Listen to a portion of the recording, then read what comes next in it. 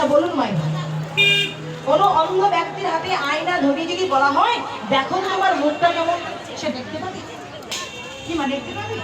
পাবে। তার কারণটা কি? সে তো নিজেই অন্ধ, তাই না?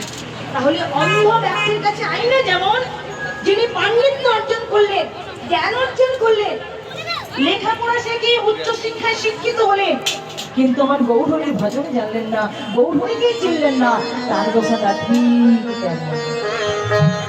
আর এর জন্য চাই শুধু অন্তরে ভক্তি, এর জন্য চাই শুধু অন্তরে ভক্তি, আর কিচ্ছু লাগবে না।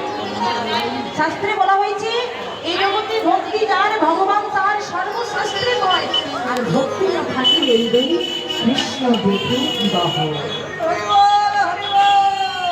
ভক্তি যদি আমার অন্তরে না থাকে, ভক্তি যদি আপনার অন্তরে না থাকে, তাহলে মন্দিরের বিগ্রহকে মাটির পুতুল ছাড়া আর অন্য কিছুই মনে হবে না, অন্য কিছুই মনে হবে না।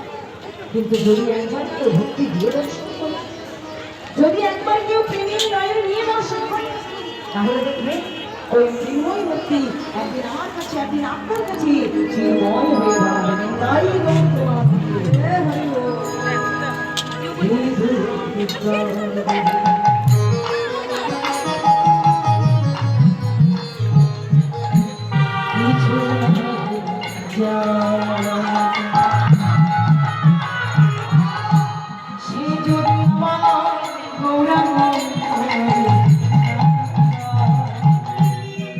যদি আমার গৌরাঙ্গ